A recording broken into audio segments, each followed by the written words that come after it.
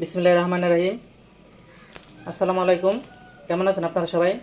আশা করি ভালো আছেন। আমি রুজিনা কুকিং অ্যান্ড ব্লগ থেকে চলে আসলাম আপনাদের সামনে আজকে অসম্ভব মজার এবং সেরা স্বাদের একটা রেসিপি নিয়ে। এই গরমে শরীর সুস্থ রাখতে, পেট ভালো রাখতে তিতা করলার ভর্তার রেসিপি চিংড়ি মাছ দিয়ে অসম্ভব মজার এবং অনেক সুস্বাদু। যাকে এই রেসিপি একবার তৈরি করে খাওয়াবেন সে আপনার প্রশংসা করবে আর বারবার আপনার কাছে রেসিপি জানতে চাইবে। মানে তিত করলা ভর্তাটা এতটাই মজা, বাসায় একবার হলো এইভাবে তৈরি করে খাবেন আর খেয়ে কেমন হয়েছে অবশ্যই কমেন্ট বক্সে কমেন্ট করে জানাবেন।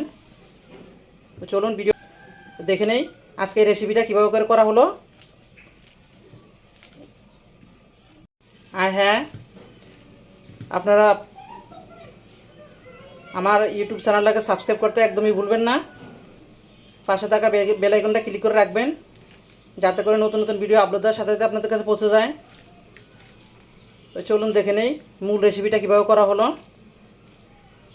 আজকে এই চিংড়ি মাছ দিয়ে তিত করলার ভর্তার রেসিপি না টেনে পুরো ভিডিও দেখবেন, আশা করি অনেক ভালো লাগবে।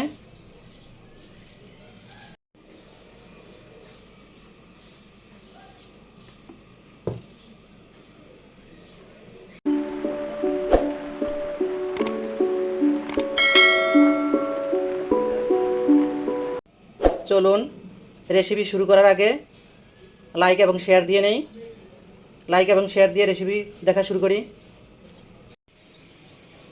তিতা ছাড়া করলার ভর্তা করার জন্য এখানে আমি চুলায় একটা ফ্যান বসাই দিছি। এখন দিয়ে দিব তেল। চুলাটা জ্বালাই দিছি। 2 টেবিল চামচের মতো তেল দিয়ে দিলাম। এখানে আমি সাদা তেল, যেটা সয়াবিন তেল, সেটা।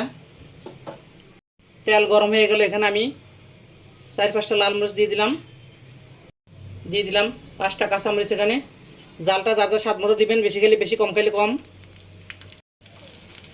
লাল মরিচগুলো আমার ভাজা হয়ে গেল।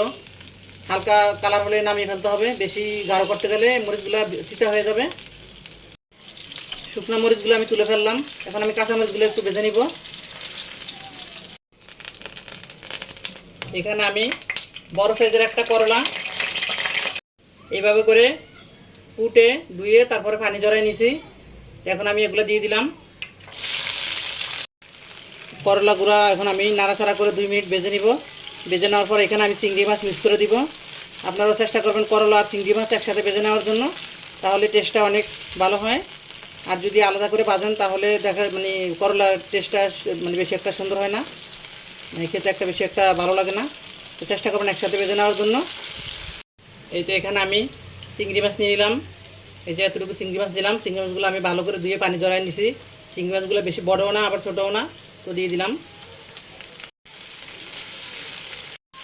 এভাবে করে নেড়ে ছেড়ে আমি করলাগুলো সিদ্ধ হওয়া পর্যন্ত ভেজে নিব। করলাগুলো সিদ্ধ হইতে হইতে মাছগুলো হয়ে যাবে সুন্দর মতো, তখন আমি নামিয়ে ফেলবো। আমি আশা করি আজকে আমার এই তিতা ছাড়া তিত করলার ভর্তার রেসিপি আপনাদের কাছে অনেক ভালো লাগবে। ভালো লাগলে ভিডিওতে লাইক দিয়ে দিবেন, শেয়ার দিয়ে দিবেন।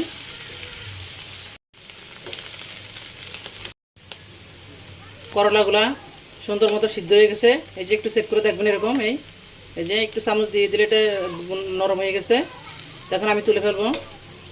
দিয়ে দিব এখানে 5-6 কোয়া রসুন আছে। রসুনটাকে আমি ভেজে নিব। দিয়ে দেবো এখানে 1/2 কাপ পেঁয়াজ। পেঁয়াজটাকে একটু হালকা করে ভেজে নিব। পেঁয়াজের যখন কাঁচা গন্ধটা চলে যাবে ওই পর্যায়ে নামিয়ে ফেলবো চুলা থেকে আমি। আর রসুনটাকে নরম করে ভেজে নিব। পেঁয়াজগুলার কাঁচা গন্ধটাও চলে গেছে, হালকা ব্রাউনিশ কালার হয়ে গেছে। এখন আমি তুলে ফেলবো। রসুনগুলো সুন্দর মতো নরম হয়ে গেছে। এখন আমি রসুনগুলো তুলে ফেলবো। তো যে সকল আপুরা ভাইয়ারা আমার ভিডিওতে আমার চ্যানেলটাকে সাবস্ক্রাইব করে দিয়েছেন তাদেরকে অসংখ্য অসংখ্য ধন্যবাদ। আর যে সকল আপুরা ভাইয়ারা এখন আমার চ্যানেলটাকে সাবস্ক্রাইব করেন নাই, প্লিজ আপনাদের কাছে রিকোয়েস্ট রইল আমার চ্যানেলটাকে সাবস্ক্রাইব করে আমার ইউটিউব চ্যানেলের সাথেই থাকবেন।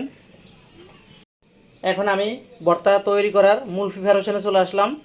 প্রথমে নিয়ে নিলাম এখানে আমি শুকনা মরিচ, দিয়ে দিলাম একটু করে লবণ। এখানে দিয়ে দিলাম আমি বড় সাইজের একটা পেঁয়াজ কুচি করে কেটে নিছি। কাঁচা পেঁয়াজ দিয়ে দিলাম। কাঁচা পেঁয়াজ দেওয়ার অবশ্যই চেষ্টা করবেন। কাঁচা পেঁয়াজ দিলে ভর্তার যে একটা স্বাদ সেটা দ্বিগুণ বেড়ে যায়। তো এখন আমি এখানে পরিমাণ মতো সরিষার তেল দিয়ে দিব। সরিষার তেল দিয়ে মেখে আমি এক এক করে সবগুলো উপকরণ দিয়ে দিব। এখানে শুকনো মরিচগুলো লবণ দিয়ে এভাবে করে গুঁড়ো করে নেওয়া হয়ে গেল।